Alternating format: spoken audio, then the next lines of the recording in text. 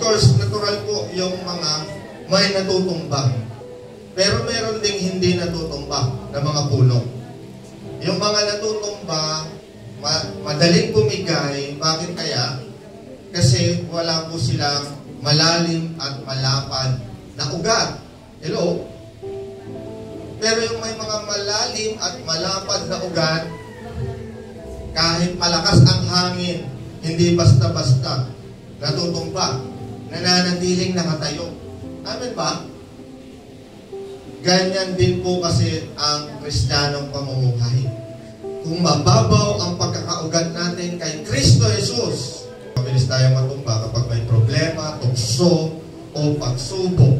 Pero, kung malalim ang ugat natin kay Kristo, tayo ay mananatiling matibay. Tama po ba? Tayo ay mananatiling makikita, nakakunik kay Kristo sa kanyang katawan, laging nasa church. Hindi pinagpapalit ang church paglinggo. Okay? Kasi matibay ang ugat, ang connection. Hallelujah. Kaya ang ating text, Ephesians chapter 3, verse 16, 17, I pray that out of His glorious riches, He may strengthen you with power through His Spirit. Saan? In your inner being. Verse 17. So that Christ may dwell in your hearts through faith. And I pray that you, being rooted and established in love. God bless His Word. Kaya naman po ang title ng mensahe, ang series po natin, Rooted. So sa week 3 na to, ang title po ay Strong Roots, Strong Faith. Kapag nakaugat tayo sa pag-ibig ni Kristo, nagiging matibay ang ating pananampalataya. Kahit dumating ang bagyo ng buhay. Ano yung mga bagyo ng buhay? Nabanggit natin kanina. Ano ang problema? Bagyo yan. Tukso, mga pagsubok. Lahat po ng Kristiyano ay nakararanas po yan.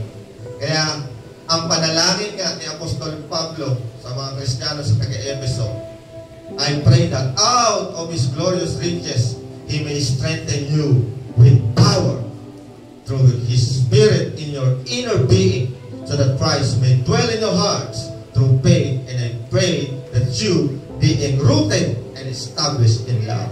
Ephesians 3, 16, 17. Ayan. Ang background po niyan, ang panalangin nga po, katulad na sabi ko, panalangin ni Apostol Pablo para sa mga Ephesian believers. Mag-focus ay spiritual strength sa inner being. Hindi lang panglabas. Christ dwelling in their hearts, yun po ang foundation.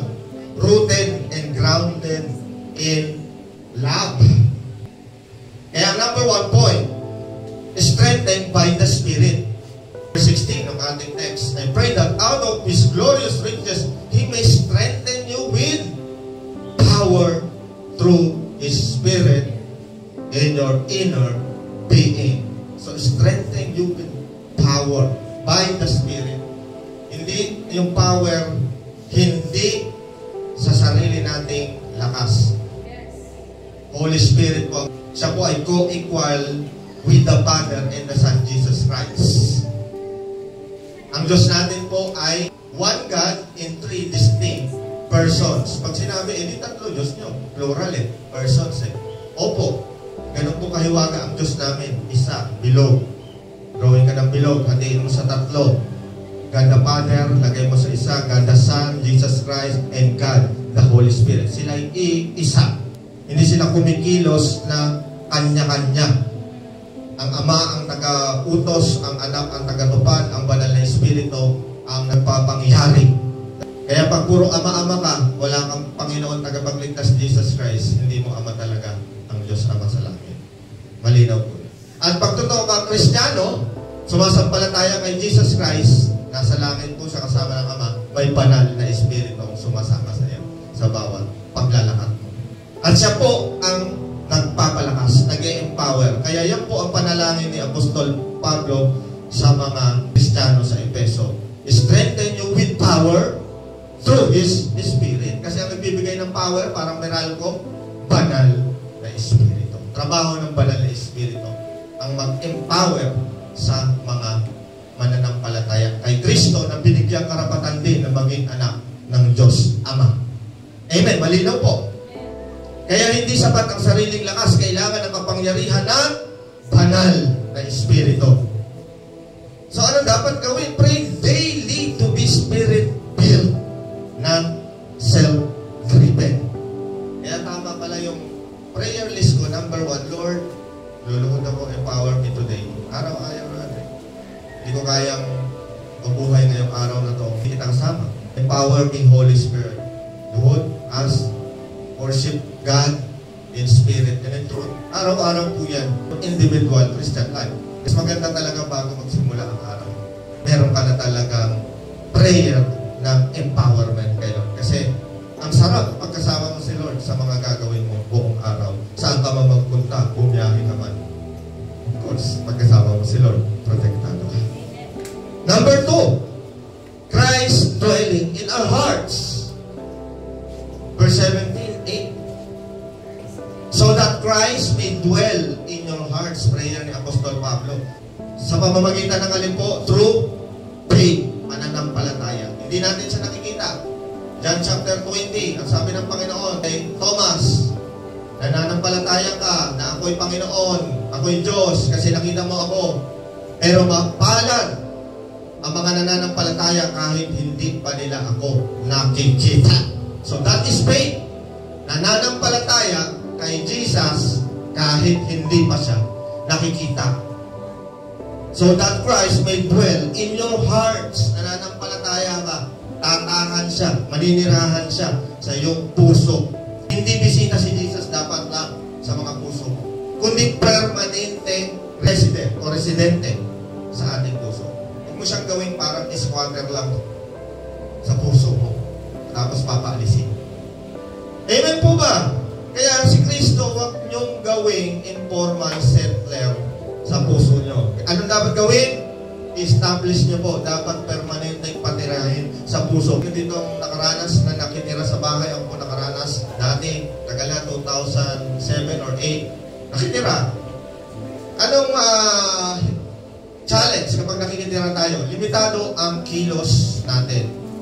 Kasi hindi naman tayo ang may-ari ng bahay. Kung sino yung may-ari ng bahay, siya ang nagdidikta ng ayos. Tama po ba? Yes. Siyempre, hindi ka naman may-ari. Nakitira ka lang, ako bahala dito. Gusto ko ganitong design. Gusto ko dito to. Ako makikialam. Ako masusunod. Teka, sabihin sa'yo na may-ari. Ikaw bang may-ari dito? Nakikitira ka lang, ha? Wait lang. Ako yata ang masusunod. May-ari ang masusunod. Siya ang nagdidikta ng ayos ng kanyang bahay.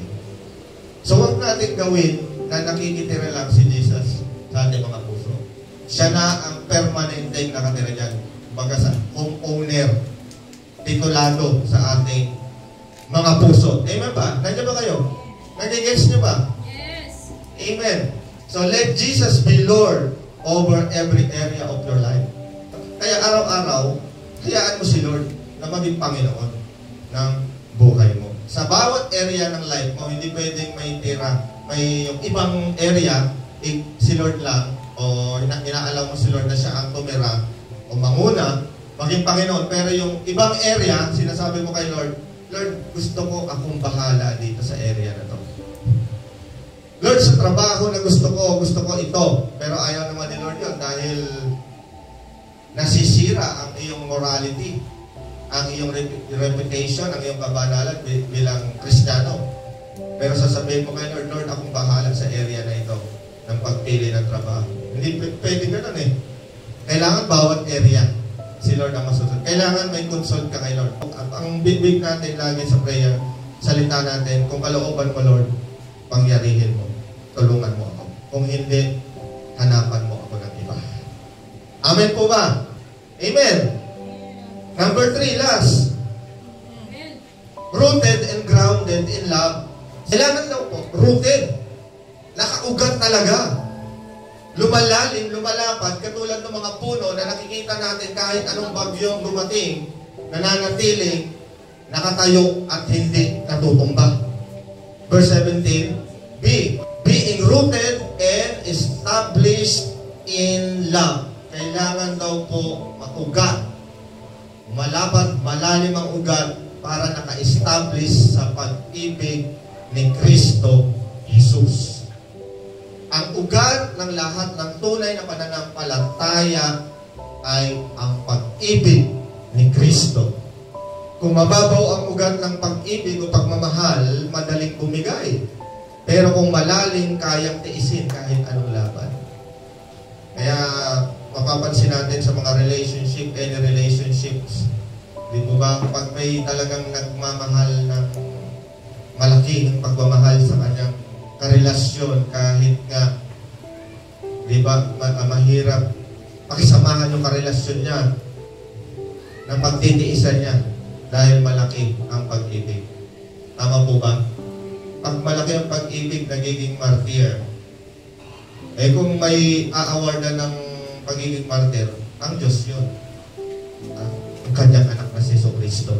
Kasi hindi naman tayo talagang karapat-dapat na iligtas at bayaran ang kasalanan natin ng Panginoong Jesucristo. Dapat tayo ang ipako sa krus. Lahat tayo mahirapan, deserve natin yun. Pero gayon na lamang ang pag-ibig ng Diyos sa atin. Kaya isinugo niya ang kanyang kaisa-isang anak na si Jesucristo upang mapako nga para sa atin. Mapako sa krus, mahirapan, magsakripisyo at mamatay. At pagkatapos ng 3 araw ay mabuhay muli upang ang sino mang sumampalataya sa kanya ay hindi na mapahamak sa impyerno kundi magkaroon ng buhay na walang hanggan. Amen. Pag-ibig ni Kristo, diyan nakaugat ang lahat ng tunay ng pananampalataya.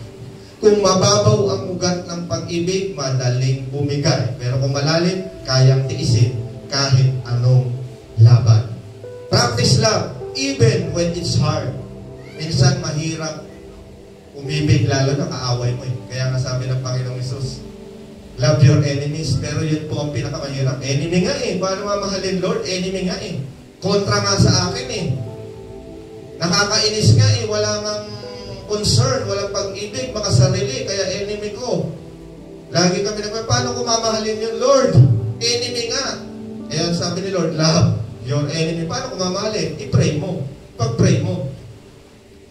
Diba? Kaysa patulan mo, ipag-pray mo. Kasi pag pinag-pray mo, si Lord bahala. Kapag sumobra na siya, paparusahan siya ni Lord. Si Lord naman bahala magparusa sa enemy. Hindi tayo ang magpaparusa. Kasi pag nagparusa na tayo, gumanti, hindi nasasali si Lord. Gumanti ka na eh. Pero pag pinaubaya mo kay Lord, pag gumanti si Lord, sabi ni Lord, the vengeance is mine. Sa kanya talaga ang pagiganti. Mas matindi. Siya ang may-ari ng buhay natin eh. Kaya kapag talagang sumobra ka na, si Lord ang bahala. Siya ang judgment talaga.